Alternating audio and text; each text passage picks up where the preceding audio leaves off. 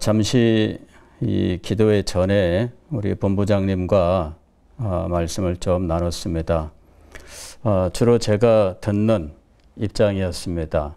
우리 본부장님의 마음속에는 주님께서 주신 사명이 넘쳐나고 열정이 넘쳐나고 이루고 싶은 소망이 있어서 이것을 전하고 싶고 이것을 알리고 싶고 이것을 이루고 싶은 이런 열정이 충만하다 하는 생각을 했습니다.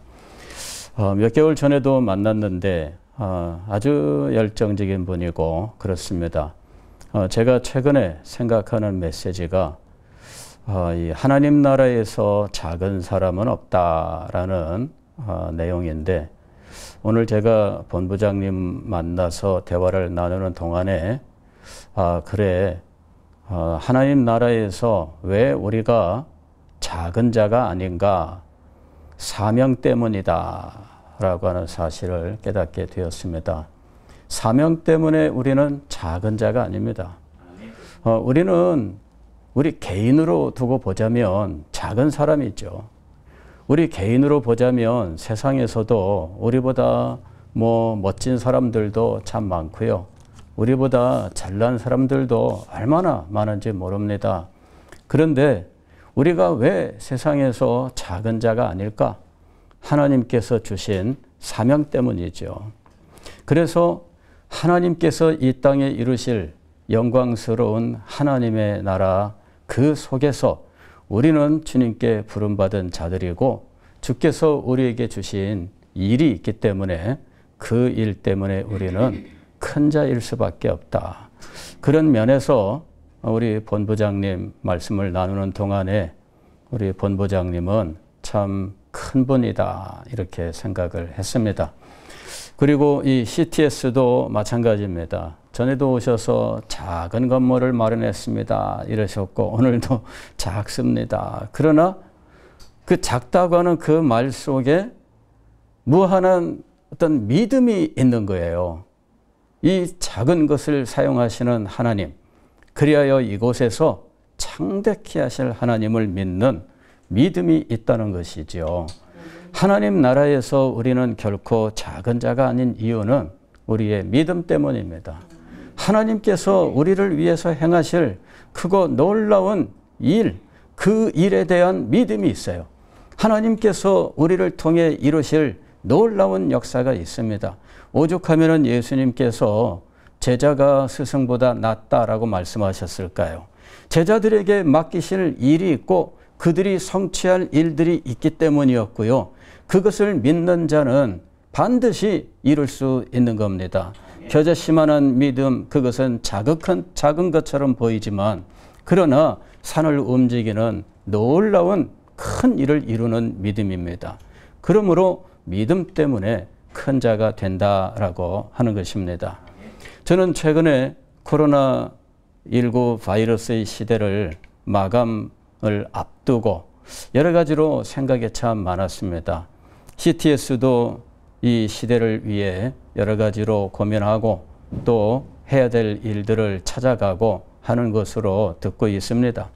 저 또한 자그마한 교회를 목회하면서 정말 많은 고민 속에 있는 것입니다. 역사 속에서 듣기만 하였던 일이 실제 우리 삶 속에 발생한 거예요. 14세기에 유럽 흑사병 이런 이야기들 많이 들었어요. 그런데 그거는 먼 옛날 그리고 먼 나라의 이야기였습니다. 아무리 많은 사람들이 죽었다 할지라도 그 죽음은 나에게 실현, 현실성이 없는 이야기였어요. 자료를 찾아보니까 그 당시에 전 세계 인구가 4.5억 명이라고 얘기하는데 1억 정도가 인구가 줄었다 그러더라고요. 그러면 엄청난 겁니다. 지금 현대의 이 코로나19는 비교가 안 되는 엄청난 재앙인 것이죠. 그래서 그 인류 역사 속에 정말 찾아볼 수 없는 엄청난 이 질병으로 많은 사람들이 죽었지만 실감나지 않았어요. 그러나 코로나19 바이러스의 시대에 얼마나 실감되는지, 야, 이거 중세 이 흑사병과 같은 비극이 이 지구상에 찾아오는 것은 아니냐, 이런 두려움들도 있었던 것입니다. 그러나 지나 보니까 역시 뭐 그렇게 두려워할 만한 것은 아니었다. 최근에 만나는 분들은 다 그런 말씀을 하셔요. 그러면서 이제 뭐 또 다른 이 바이러스 이제 유행이 뭐 올 것이다, 이렇게 예보를 해도 그렇게 크게 염려하지는 않는 이런 상황이 되었습니다. 목회자로서 저는 사실은 코로나 이후가 정말 큰 걱정이며 염려입니다. 성도들은 이미 편안한 신앙생활에 길들여져 있는 상황이에요. 왜 이렇게 나쁜 거는 쉽게 배우는지 몰라요. 그렇죠? 예. 이상합니다. 안 가르쳐줘도 나쁜 거는 잘 배워요. 제가 우리 아이들 키우면서 어릴 때 단 거 많이 안 줘야 되겠다 생각하고 단 거 일체 안 줬습니다. 저희 집에는 지금까지도 탄산음료 집에 냉장고에 없어요. 그런데 얘네들이 밖에 나가서 누가 주는 야쿠르트 한 병 먹고 그 다음에 변하는 거예요. 야, 몇 년 동안을 노력해도 야쿠르트 한 병에 다 넘어가더라고. 그래서 야, 이거 참, 근데 이게 죄가 그런 특성을 가지고 있고요. 불경건이 그런 특성을 가지고 있고요. 그래서 이번 코로나 이 시대에 우리 성도들의 믿음 생활이 참 많이 무너졌어요. 최근에 제가 우리 젊은 집사님이 그 캠핑장 거기 자리를 아예 일정 기간 임대를 했다 그러더라고요. 그래서 제가 그 얘기를 듣고 배신감을 느낀 거 있죠. 예?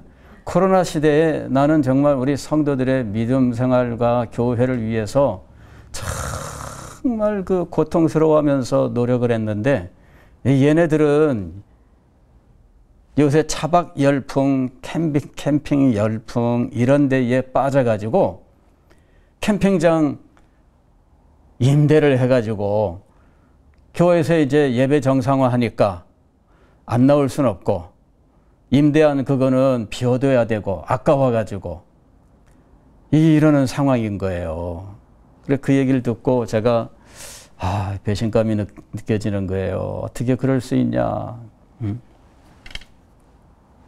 근데 그게 어쩌면은 우리 시대의 지금 성도들의 상황이 아니냐, 이런 생각이 들어요.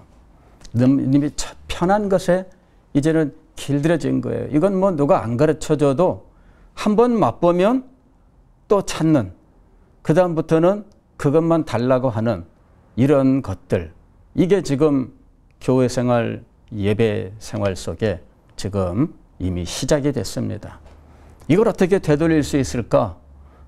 방도가 마땅치가 않더라고요. 캠핑 가서 온라인 예배 틀어놓고, 그리고서는 다 참여도 안 하고 중간에 끄고 뭐 밥하고 이러는 삶을 살다가 이제 예배 정상화됐으니 교회 와라 할 때 이게 그 캠핑 생각 나가지고 몸은 여기에 와 있는데 마음과 생각은 딴 데가 있는 이런 상황이 되어 있다는 거예요. 학생들도 이런 상황이 되어버렸어요. 교회를 안 와요. 중직자 자녀인데 교회를 안 와요. 물어보니까 집에서 공부한대요.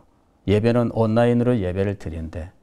그래 교회 오고 가는 그 거리가 있고 하니까 시간이 걸리잖아요.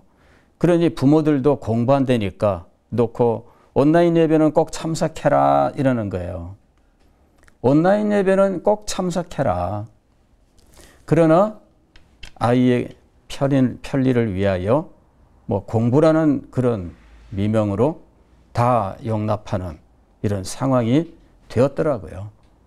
그래 그걸 아무리 아니라고 가르쳐 놔도 이미 한번 그것을 경험하고 나면 돌아오지 않아요. 직접적으로 네 문제다. 네가 지금 그러고 있다. 네가 그러면 안 된다라고 말하든지 부모를 불러서 당신 아들 얘기고 당신 딸 얘기다. 걔 지금 어떻게 할래? 이렇게 말하지 않는다면 다들 자기 이야기로 안 들어요. 그리고 불러서 말하면은 고분고분 듣느냐? 그렇지 않습니다. 불러서 말하면은 그다음부터는 원수가 될 가능성이 커요. 그 영적 권위 앞에 순복하고 알겠습니다 하는 사람을 이 시대에 몇 명이나 찾아보겠어요. 정말 힘들고 어려운 목회 환경을 만나고 있다라고 하는 것입니다. 성도의 교제와 전도와 기도가 약화되었고 이것을 다시 회복하는 일은 정말 힘들고 어려운 과제일 수밖에 없다라고 생각합니다. 걱정이 참 많아요. 교회 밖의 사정도 만만치가 않더라고요. 인구 절벽, 오히려 이제는 인구가 줄어들고 있어요. 고등학교 3학년 숫자가 이제는 뭐 20만 조금 넘는 이런 상황입니다.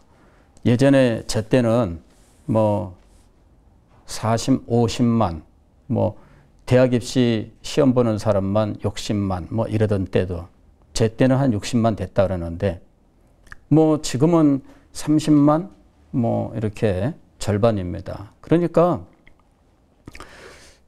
젊은이들이 없어요. 아이들이 없고 그래서 이것도 걱정이에요. 저는 여러 해 전에 영국에 이제 제가 여행을 갔어요. 안식년을 맞아서 이 영국을 전체를 쭉 돌면서 영국 교회를 살필 기회가 있었는데 저는 사실은 영국 이 18세기의 영적 부흥 이런 것들에 대해서 정말 깊이 감동받고 연구하고 기도하고 가르치고 했었던 사람이에요. 그래서 그 부흥의 현장을 가보려고 그 교회들을 간 거죠.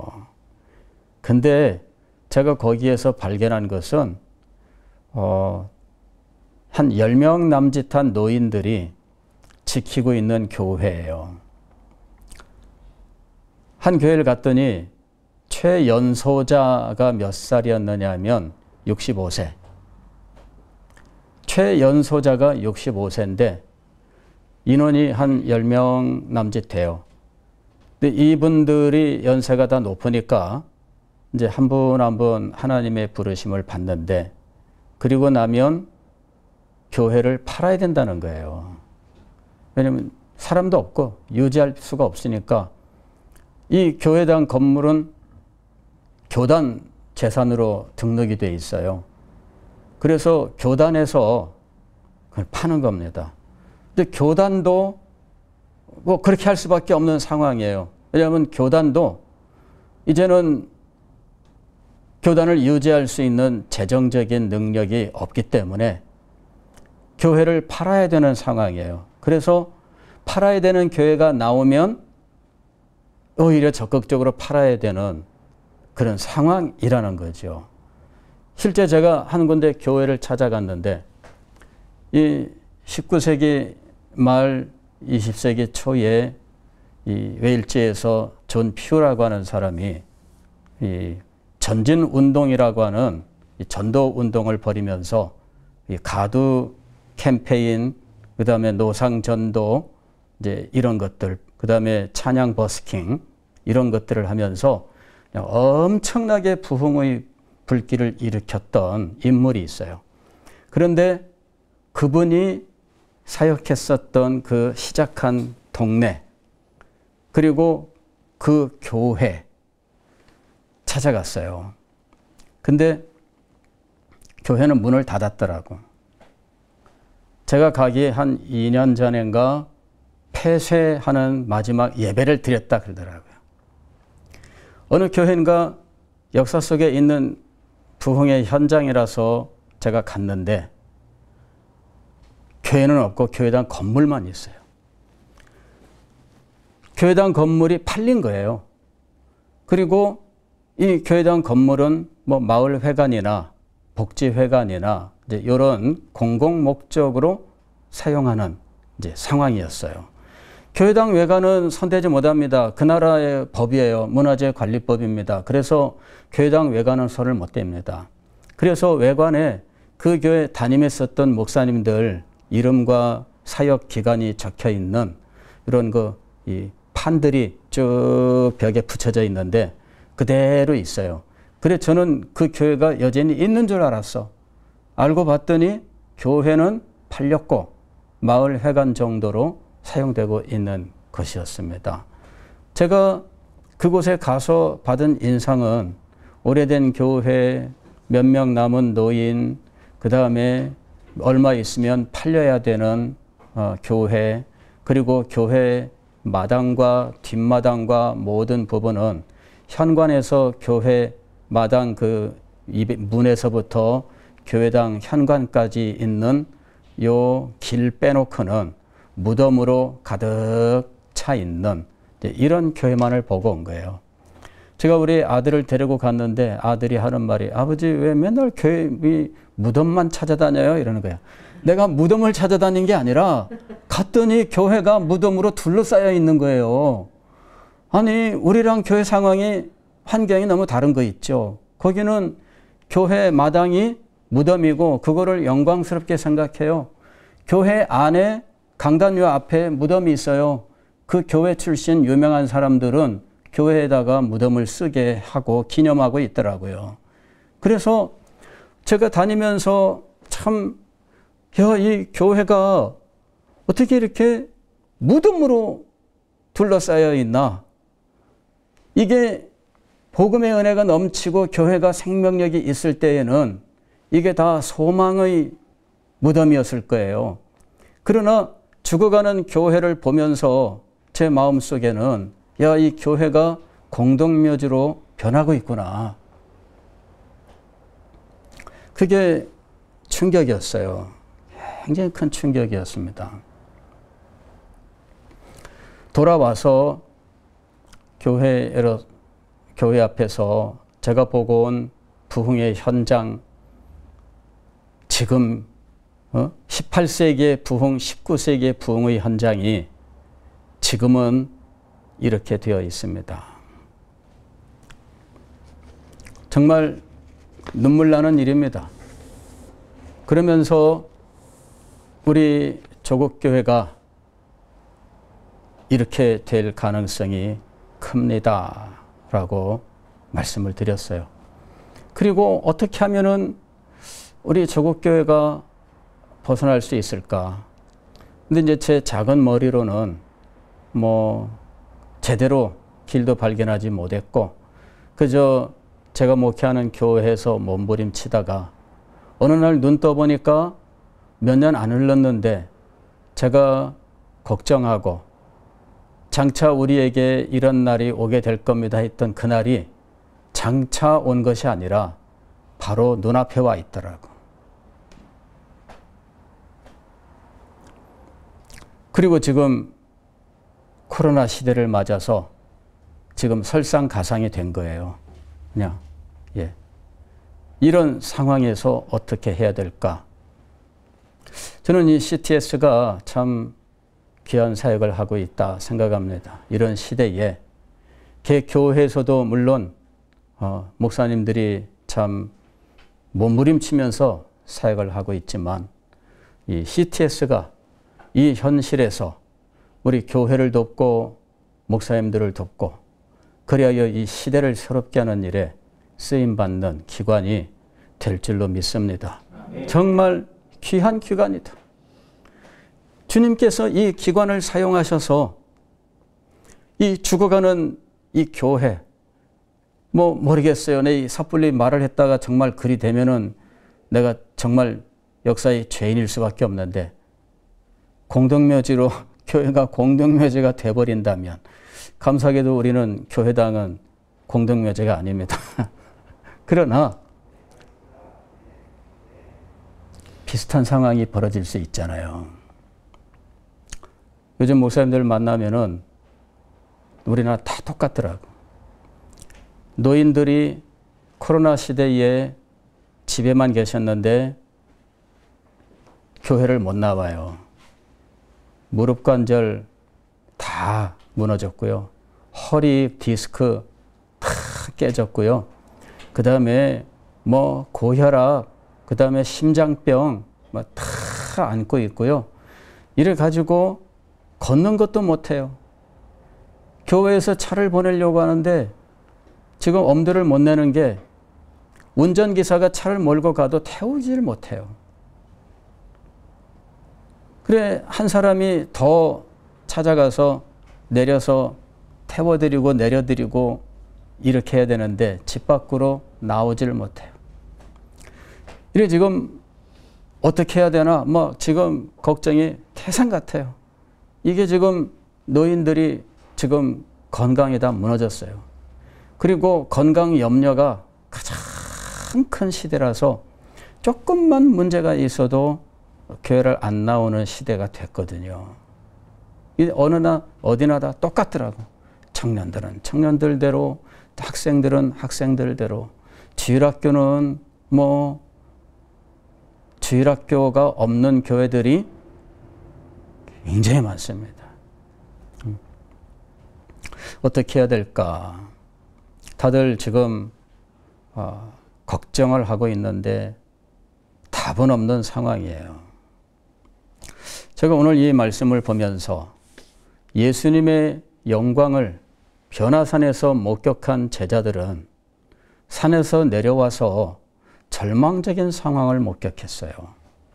귀신 들린 아이를 아버지가 데리고 왔는데 산 아래 남아있던 제자들이 귀신을 쫓아내지를 못했어요. 그리고 오히려 조롱받고 또 욕을 먹고 있는 상황이었어요. 아이의 상황은 더 악화가 되었습니다.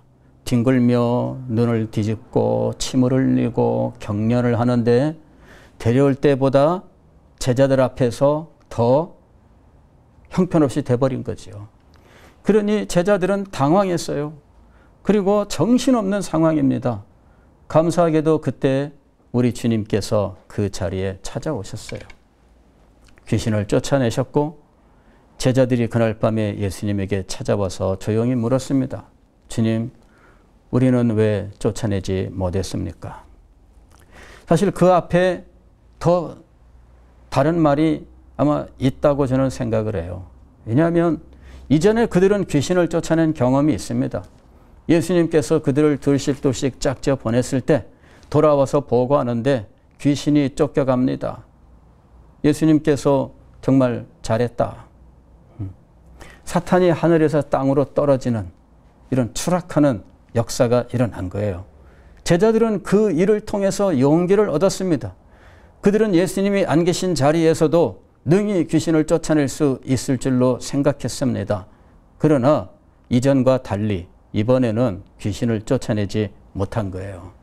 그래서 예수님께 찾아와서 주님, 우리는 전에는 쫓아냈는데 왜 지금은 쫓아내지 못했습니까? 이렇게 물은 겁니다.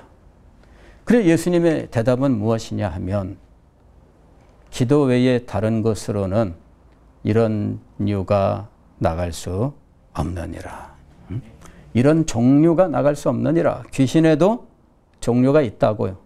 어떤 것은 웬만한 능력이면 쫓아내지만 어떤 경우에는 전적인 능력이 임하지 않으면 안 되는 귀신이 있다라고 하는 것으로 해석을 합니다. 이 세상의 일도 마찬가지예요. 우리가 기도 그렇게 안 해도 그냥 잘 돼 나가는 일들이 있습니다. 이 세상의 일들의 많은 부분이 그렇게 되어 있어요. 우리는 이것을 일반 은총이라고 이야기합니다. 하나님께서 이 세상의 일들이 잘 진행되어 나가도록 자연법칙도 주셨고 원리들도 주셨고 각양의 인간 관계 속에서 일들이 진행되게 하셨습니다. 그러나 그것 때문에 우리가 일의 본질을 잊어버리면 안 된다라는 것입니다.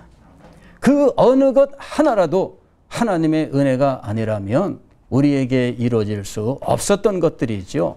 하나님께서 은혜로 허락해 주셨는데 우리는 그것을 알지도 못한 채 저절로 되는 줄로 생각하고 나태해지거나 그 자리를 외면하는 이런 불신앙에 빠져버리고 만다는 거예요.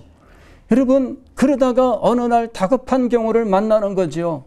하나님하고 그제서야 달려드는 거예요.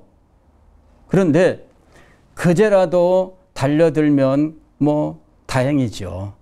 그런데 이 세상에는 그것보다 더 크고 더 엄청난 세력들이 있고 또 우리가 감당할 수 없는 일들도 있다는 거죠. 저는 이런 것들을 보면서 이 말씀을 더 깊이 깨닫습니다. 기도 외에 다른 것으로는 해결할 수 없는 문제들이 이 세상에 얼마든지 있으며 지금 우리는 그것을 직면하고 있다라는 것입니다. 이때에 우리가 힘쓸 것은 무엇인가? 물론 기획도 잘해야 되겠습니다. 조직도 잘 짜야 되겠습니다. 운영을 잘해야 되겠죠. 경영 능력을 키우면은 참 좋겠습니다. 홍보 이것도 잘하면은 얼마나 좋겠습니까? 저는 이런 것들을 잘할 수 있는 사람이 아니라서 이런 일들을 잘할 수 있는 사람들이 저에게 와서 도와주면 얼마나 좋을까? 그런 생각도 참 많이 해요. 그러나 정말 우리에게 필요한 것, 그리고 우리가 지금 붙들어야 하는 것은 무엇이냐라는 것이죠. 이런 것들로는 해결할 수 없는 엄청난 일이 지금 우리 조국교회 앞에 놓여 있다라고 하는 것입니다. 이것은 기도 외에 다른 것으로는 해결할 수 없는 종류의 일이라는 것입니다.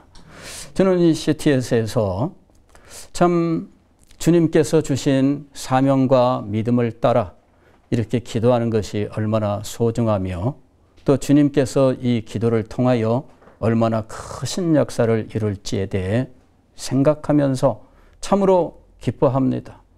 여러분, 하나님께서 함께 하십니다. 저는 어둡고 힘든 이 시대를 보면서 예수님께서 승천하시면서 남겨놓았던 그 몇 명의 제자들이 전 세계로 복음을 들고 나아가던 때를 생각합니다.